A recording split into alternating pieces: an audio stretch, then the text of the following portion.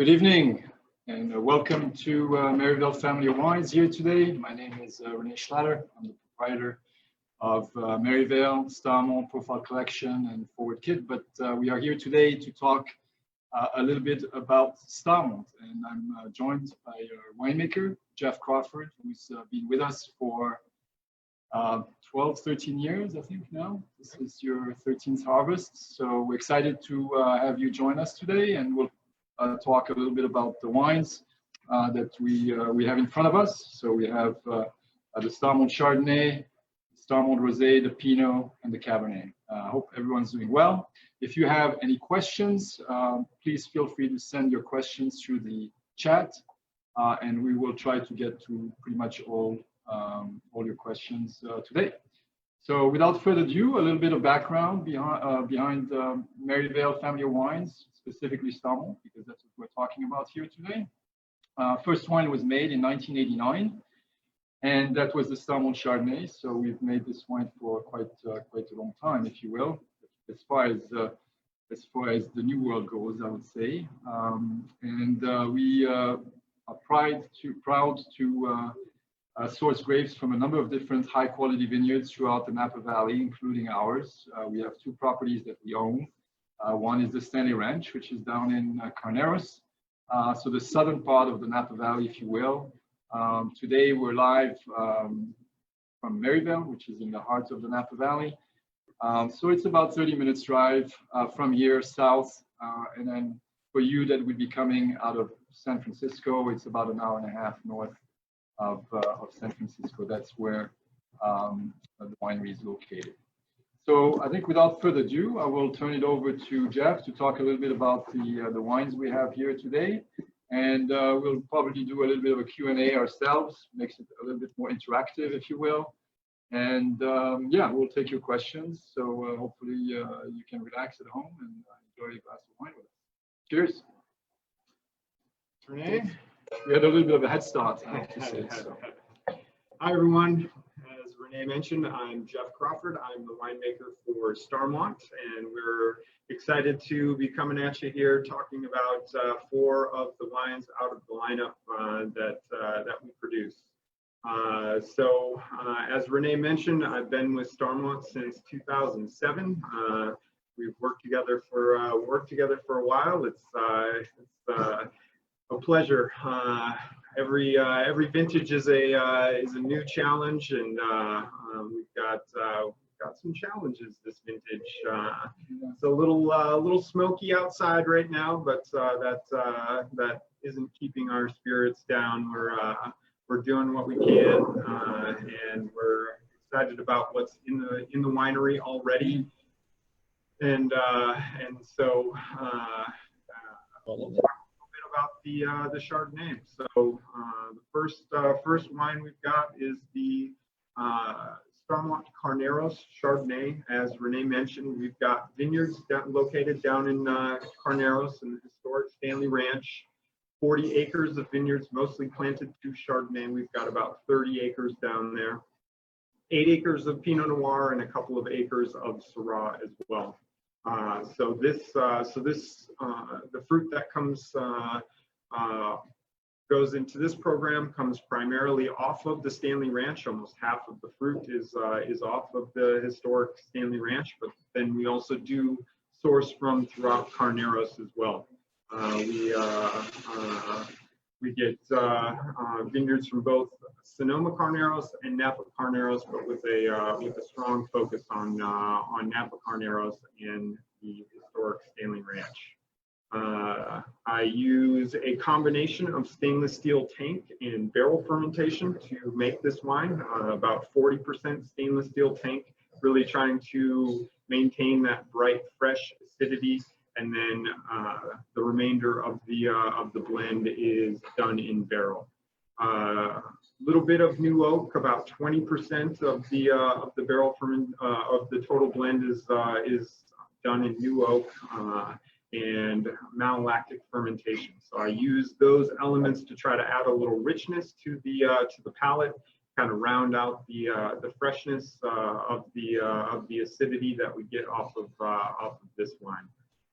It's part of the reason why it pairs well with a creamy cheese that we've got in front of us. We've got the brie. Yeah, I already cut your piece. Oh, you cut me a piece. I thought you were gonna take the first one, but and so like I said, the nice fresh acidity we've got down in Carneros. It's the southernmost area of Napa Valley, and it's just a couple of miles away from the San Pablo Bay. So the maritime influence, having the San Pablo Bay that close, we've got fog in the morning and wind in the evening, and so it allows the grapes to get ripe during the day, warms up, but it doesn't get too hot, and doesn't stay hot for very long.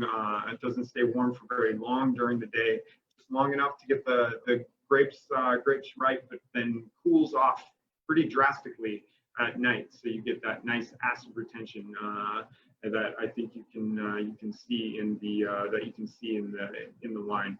And as Renee mentioned, we hope that this is going to be interactive. So if you guys do have any questions about the wines, jump in, use the chat function, let us know, and we'll answer them as we can.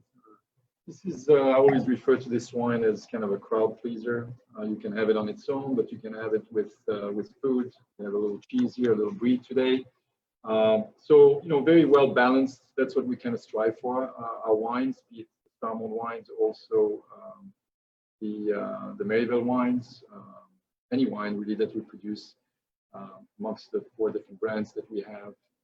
But food friendly, not too much oak, which is kind of nice. It's got some refreshing acidity as well that will hold up to to some different types of food that you want, but also on its own. I think on its own it's great. It's sort of a crowd pleaser. So yeah, thanks for making great wines.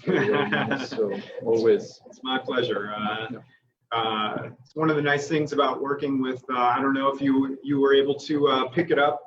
He's been here for a while, but originally from Switzerland, the accent, but having the owner have that European-centric palate to be able to produce these wines that have some freshness and acidity.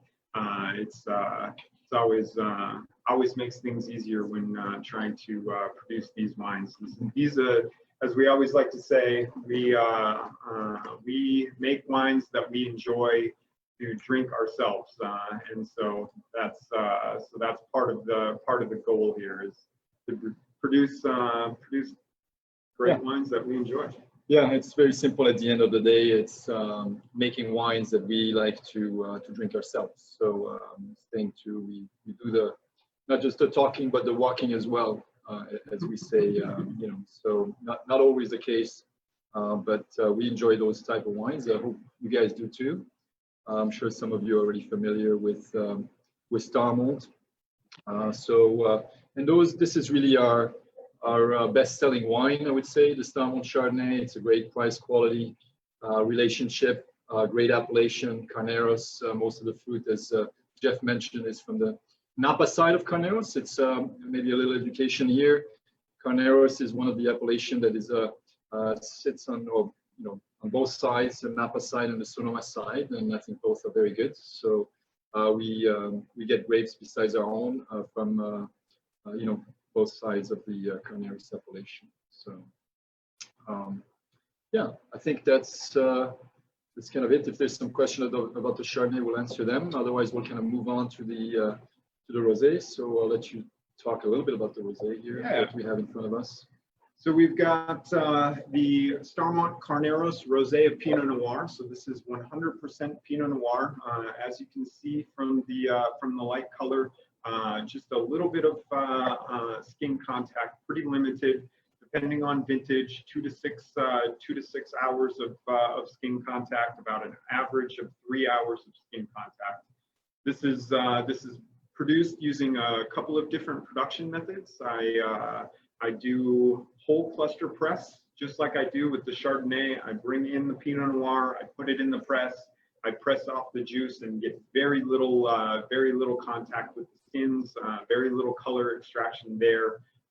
But then I also take some of that Pinot, I destem it, I put it back into bins, and I let the juice sit with the skins. That's called maceration. I let it macerate with the for a couple of hours before going to the press and pressing.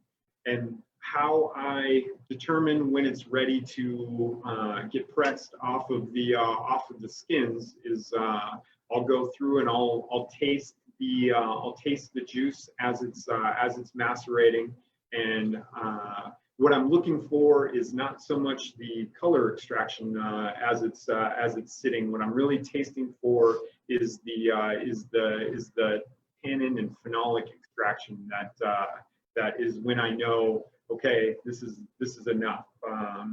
I take a very kind of white wine approach to making this program, but at the same time, it is the fact that there's that maceration and that contact with the skins that sets it apart from a white wine. So that's what I'm looking for, is that kind of phenolic extraction on the palate to add a little bit of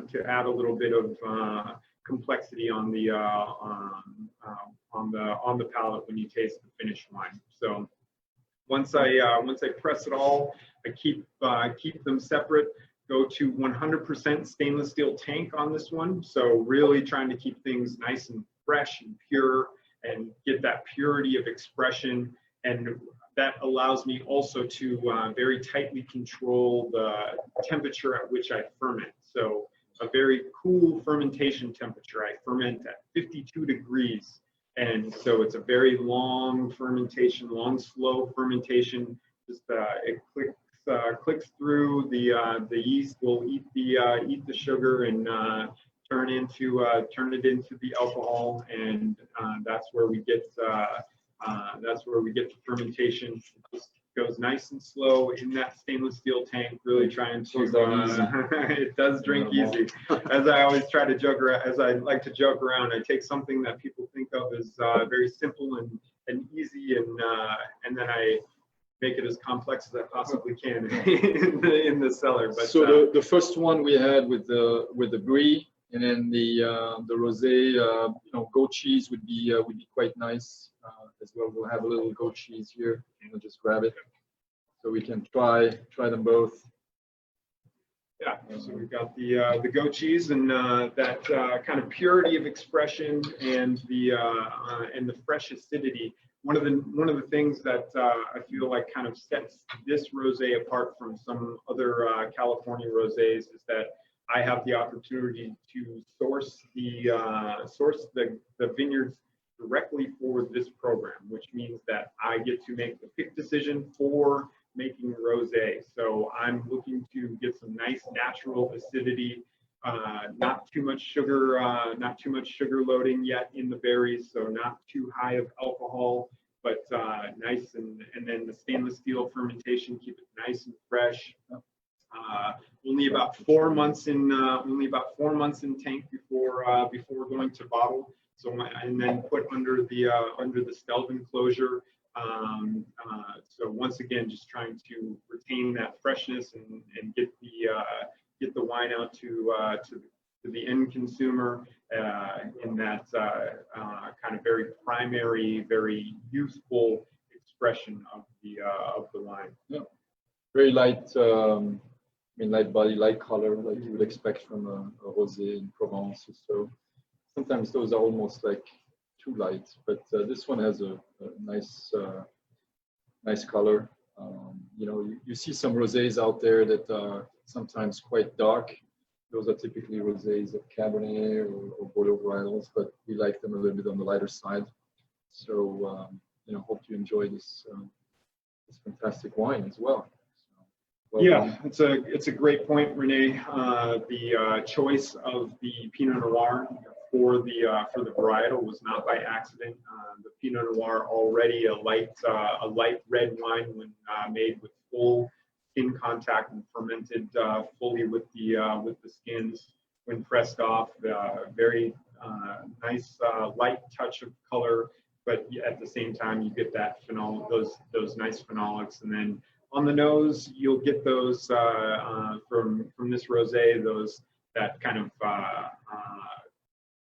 watermelon, but not super ripe watermelon. That watermelon that might be that bite that's just maybe a little too close to the rind, where you get a little bit of that kind of green, that acidity, and a little and strawberry as well, but maybe slightly underripe strawberry, maybe not the type of strawberries that you want to use for strawberry shortcake, but the one that you grab and ooh, that was maybe put a little sugar on that one, but in the wine it works perfectly. Pairs well with the kind of chalky texture of the goat cheese. That acidity cuts through that, and I think pairs very nicely as well. Yeah, sure, well done. All right, let's move on to the rosé. If there are any questions, shoot them out. Maybe there are a few.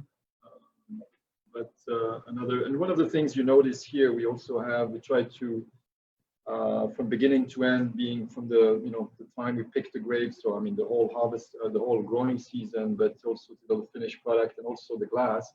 We like to use the proper glass also for the different varietals. So we have the kind of burgundy glass, if you will, for the Chardonnay, the rosé, because it's a rosé of Pinot Noir, and then of course also the Pinot that we're kind of moving into now. Pinot is also a varietal that grows very well in different parts of California, but as far as we're concerned, obviously in the Carneros region, that's what we grow on our own ranch, on the Stanley Ranch, Chardonnay and Pinot Noir. We source some grapes also for this particular wine, but this vintage that we have in front of us here, you may have as well. The 15 was actually a pretty spectacular vintage also because it's made out of some pretty awesome vineyards, some vineyards that I'll let you talk about. Yes, definitely. We sourced once again primarily from Napa Carneros on this program. A few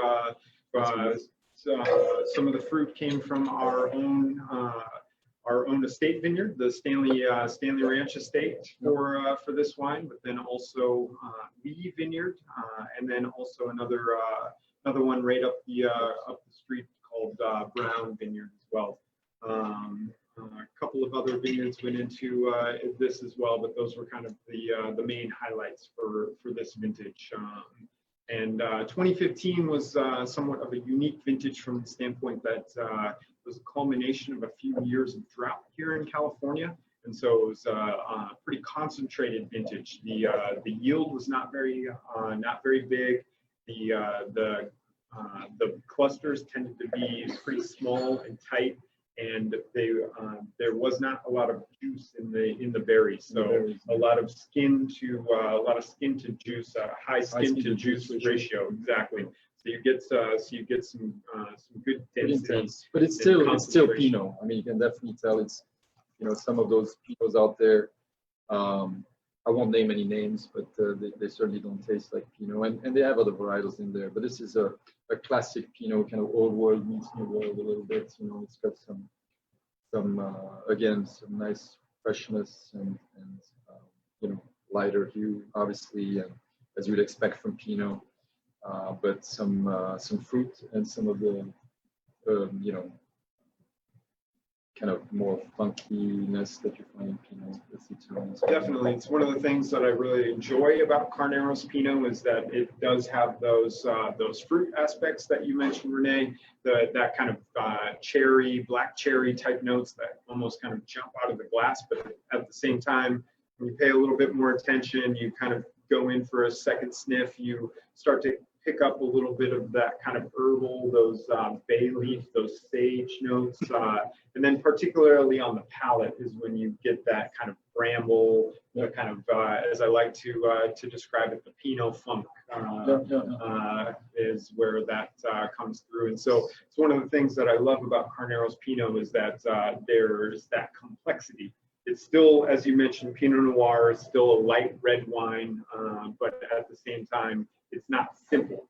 There's a complexity. Certainly, the nose gives you the first impression, and sometimes it's not what you may expect on the palate, but this one kind of throughout is very seamless and nice texture on the wine, by the way. So, thank you. Yeah, one of the things that I do is a pretty traditional approach from the overall winemaking. But one of the things that I do is ferment pretty cool for a red wine. So I ferment the Pinot Noir at 82 degrees ish, and the reason why I do that is Pinot Noir loves to ferment very quickly, and so if left to ferment at a higher temperature, it will get done with fermentation very quickly. And so I use the lower temperature of the fermentation to prolong the fermentation and to make the extraction from these skins a little more gentle. So I'm trying to get some nice, I'm trying to get those tannins from the skins, but at the same time, more gently extracted so that I'm keeping those tannins soft and kind of velvety to stay in balance with the nice acidity that you get from the cool climate varietals or from the cool climate down in Carneros. Yeah, it's pretty soft and silky actually, but still got some depth, some complexity to it for sure. Goes well with the Gruyere. That's right. Have some. I'll keep talking. Yeah, keep talking. That's all right. Yeah. Let's move on to the cab. Yeah, I think so. So that's kind of the logical progression, right? From white to rosé to lighter reds and heavier reds. So we're now going to taste a little bit of our Starmont cab. Also, maybe take this opportunity to mention a little bit about, this is a family-owned and operated winery. Maryvale was started in 1983. Families owned it for now over 30 years. We didn't start it, but we came in a few years after. And as I mentioned earlier, Starmont, the first Starmont wines was 1989. And we've had some line extensions after that. The second one was a cab, and then the Sauvignon Blanc, the Rosé, Sauvignon Blanc, and after that was the Merlot and the Rosé and the Pinot as well. So we have a few wines. If you come to the winery here at Maryvale, we obviously show mostly the Maryvale wines, but we also offer some Starmont tasting and single vineyard Pinots that we have. We only sell those here at the facility, very small lots. Not that those are big lots, but those are kind of distributed a little bit out there in the marketplace. So both on premise and off premise. But let's jump and talk a little bit about jumping the cab here. Yeah, so we've got the Starmont cab, and this is once again a very traditional approach to winemaking here.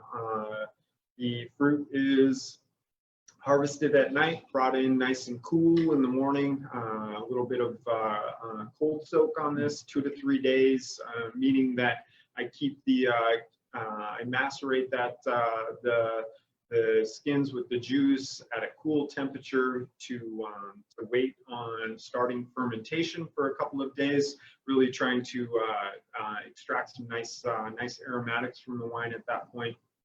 And then when I start fermentation, a little higher temperature on this one, so 85 to 88 degrees. And the reason being is, yeah, it's a nice package. Yep. The reason being is that higher temperature, I get a little bit more of extraction from the grapes. So trying to really get those tannins out of the grapes, but then in barrel for 16 months to allow them to kind of mellow out and integrate and really become nice and seamless with the fruit and the acid. You want to talk a little bit about the different appellations on this wine? Yeah, we've got some Sonoma, some Napa, some Mendocino and Lake County. Yeah, so we've got the 2017 Starmont cab here. So we source from some different counties that are close here, and really kind of started to check it out, what we could get as far as what was outside of Napa County. And we found some great vineyards. We've got some vineyards over in Alexander Valley, high elevation vineyard over in Dry Creek, 1,100 feet. We've got another high elevation vineyard at about 900 feet in the Yorkville Highlands, right on the other side of the border of Sonoma County into Mendocino County on that one, and then some fruit from Lake County up in some interesting soils up there with some obsidian and some red soils up there. So I think it came together. Pretty well. And then, not to mention the Napa fruit, which we have some long-term sourcing, long-term contracts that we've been working with for a long time. So. Well, this is I mean, I think all of them are we're a little bit biased, but great price quality ratio. We sell the Chardonnay here at the winery at $22, the Rosé at $19, the Pinot 27 or so, and 35. So the great price points, and I think you'll be able to even get some better some better pricing with our friends at the Beckendorf Group. We thank them certainly for their support. So thank you, Scott and Jeff and the whole team. Without saying, we couldn't do it without you guys. So we appreciate the support, and thanks for featuring us tonight. I think let's see here, what else haven't we covered? So this is actually, we're having the cab with a little cheddar. Yep, little English cheddar here, which kind of mellows the tannins a little bit, right? 100%. That's what you want for Cabernet. Absolutely, yeah. The protein of the cheese kind of binds with the tannins and mellow things out. Yeah, I think it's a great pairing overall. But as you mentioned, I believe all of these wines are wines that you can enjoy on their own, but at the same time also pair very well with food as well. That's one of the goals of. You don't get palate fatigue. I think you can have another sip and another sip because there's some nice freshness and tension and balance in those wines. So which is kind of the point. If it's good, you want to have another sip on its own or with food, whatever the case may be. It doesn't have to be necessarily cheese, but that's what we're having here tonight. And there's obviously a variety of pairings that work well with all those different wines. But we like wine with cheese. So that's a good start to the evening for us. Absolutely. We're 3 hours behind, so we're having, as I mentioned, we had a head start, and we'll just keep going from here, right? All right. Like you said, the wines just make you want to have another sip. So let's do it. Yeah. All right. Well, thank you, Jeff, for making great wines. Cheers.